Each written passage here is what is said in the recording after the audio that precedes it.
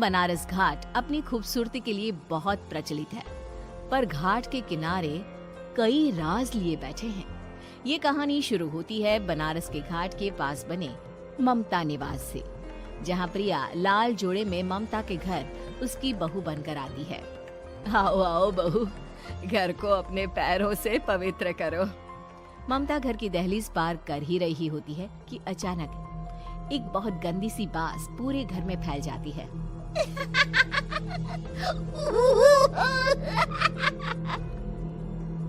ये बदबू और ये आवाजें, ये कौन हंस रहा है माँ? अब ये पड़ोसी ना हमारे थोड़े अलग से है। कहाँ हम शाकाहारी और ये मांस मच्छी खाने वाले। छोड़, तू ध्यान मत दे और गृह प्रवेश कर। और हाँ बहू, अपनी सास की एक बात हमेशा याद रखना, इन पड़ोसियों से तो कभी बात नहीं करेगी। अच्छे लोग नहीं है ये। अपनी सास की ये बात मानेगी ना बेटा? हाँ माँ, जो आपकी मर्जी, मैं उनसे बात नहीं करूंगी। अगले दिन प्रिया अपनी पहली रसोई बनाने रसोई घर में जाती है। ये छोटी बात तो नाक में जा रही है। एक काम करती हूँ, खिड़की खोल देती हूँ। प्रिया खिड़की खोलने जाती है। इतने जाले, लगता है इस खिड़की को कभी खोला ही नहीं गया। पर ऐसा क्यों? ओह, नॉन वेज की स्मेल आती होगी ना। 2 मिनट के लिए खोल लेती हूँ, फिर बंद कर दूंगी। प्रिया खिड़की खोलती है। खिड़की खोलते ही उसकी नजर सामने वाले घर की खिड़की पर पड़ती है, जहाँ एक लड़की खड़ी होती है, हाथों में मेहंदी, लाल रंग की साड़ी, बिल्कुल सजी धजी, मानो प्रिया की तरह ही वो भी नई नवेली बहू हो। वो प्रिया को देखकर मुस्कुराती है। हे भगवान, माँ ने तो इनसे बात करने को मना किया था। प्रिया फौरन ही खिड़की बंद कर देती है और तवे पर चढ़े रोटी की ओर देखने लगती है, पर वहाँ रोटी न होकर मछली पड़ी होती है। ये क्या? पहली ही रसोई में इतनी बड़ी गलती। हे भगवान, अब मैं क्या करूं? प्रिया बहुत डर जाती है और फौरन रसोई की सफाई करने और फिर सभी के लिए खाना बनाने लग जाती है। जब वो सबको खाना परोसती है, सब तो ठीक है, मैं बेकार में चिंता कर रही थी। हे भगवान, ऐसे ही बस अपनी कृपा बनाए रखना। रात के वक्त जब सब सो रहे होते हैं, तब प्रिया को पायल की आवाज सुनाई देती है, जिससे उसकी आंख खुल जाती है। ये पायल की आवाज कहाँ से आ रही है? प्रिया उठकर उस आवाज के पीछे छत की सीढ़ियों तक जाती है। तभी उसे बच्चे के रोने की आवाज आती है। प्रिया छत पर जाती है तो क्या देखती है? वही लाल साड़ी वाली लड़की अपनी गोद में एक नवजात बच्चे को घुमा घुमा कर सुला रही है। तभी प्रिया की नजर उसके पेट पर पड़ती है।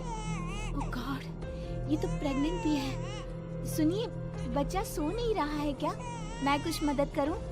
नहीं नहीं, आपके घर वालों को अच्छा नहीं लगेगा, मैं संभाल लूंगी। स्नेहा की गोद से बच्चा हाथ मारकर प्रिया की गोद में आने को छटपटाने लगता है। दोनों घर अगल बगल में बने होने के कारण प्रिया उस बच्चे को गोद में ले लेती है। प्रिया के पास आते ही वो सो जाता है। बच्चे का वो स्पर्श रात भर प्रिया भूल नहीं पाती और अगली सुबह वो छत पर कपड़े सुखा रही होती है। तभी उसे एक औरत इशारा करके बुलाती है। स्नेहा कह रही थी बाबू तुम्हारी गोद में आते ही सो गया। मैं गौरी, स्नेहा की माँ हूँ। बहू, घर आना, बाबू को खिला भी लेना। शाम को जब घर पर कोई नहीं रहता, बच्चे से मिलने के लिए प्रिया छिपकर अपनी पड़ोसन के घर चली जाती है और कुछ देर बच्चे को खिलाकर वापस लौट आती है। इसके कुछ दिन बाद ही प्रिया को पता चलता है कि वो माँ बनने वाली है। ममता की खुशी का ठिकाना नहीं रहता।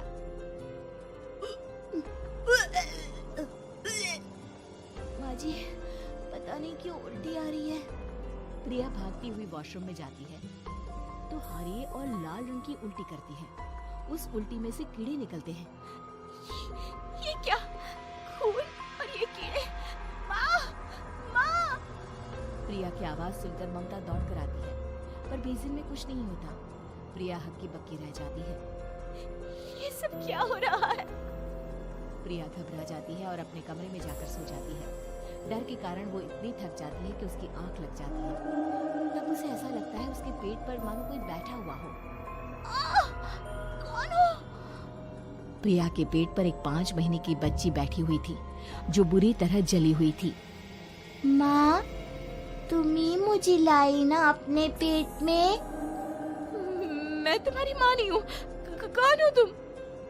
माँ, देखो मैं जल गई बुरी तरह से। 6 महीने पेट में रहने को भी मुझे नहीं मिला। सहला दो ना माँ। बचाओ, बचाओ, माँ। ममता दौड़कर कमरे में आती है। प्रिया की बातें सुनकर वो सब समझ जाती है।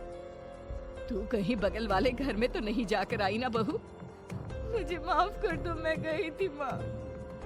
उस घर में सब मरे हुए हैं बहू। कई साल पहले स्नेहा उस घर में बहू बनकर आई थी।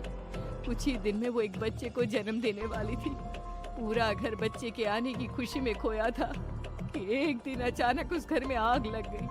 सब बुरी तरह जलकर मर गए।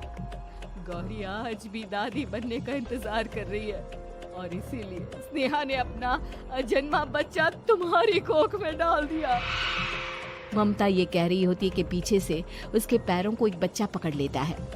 दादी, दादी। माँ, स्नेहा की गोद में यही बच्चा था। ये बच्चा कौन है फिर?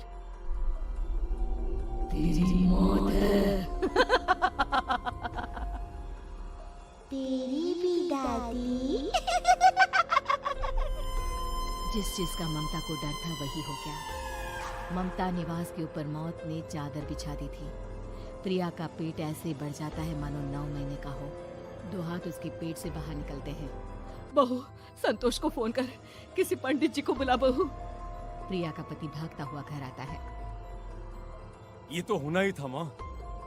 तेरा पाप तेरे सामने आ गया तो तू सह नहीं पा रही है। स्नेहा घर में आग लगी नहीं थी, माँ ने लगाई थी प्रॉपर्टी की लालच में। और वो बच्चा मेरी पहली पत्नी का बच्चा है, मेरा बेटा, जो कि उस आग की चपेट का शिकार हो गया था। मैंने तुमसे ये सब माँ के कहने पर छुपाया था। मुझे माफ कर दो प्रिया। तुम अगर चाहो तो यहाँ से जा सकती हो। मैं तुम्हें किसी भी बंधन में रखना नहीं चाहता। मेरी शादी हुई है आपसे, मैं आपको छोड़ नहीं सकती, पर उससे पहले हमें स्नेहा, उसकी माँ और बच्चे की आत्मा की शांति करवानी होगी। संतोष और ममता गौरी के घर जाते हैं। अंदर सब कुछ जला हुआ होता है। जमीन पर जली हुई लाशें बिखरी हुई थी। ममता रो रो कर अपनी करने की माफी गौरी से मांगती है। प्रिया स्नेहा के घर वालों का अंतिम संस्कार करवा देती है और ममता निवास फिर से आत्माओं के साए से मुक्त हो जाता है।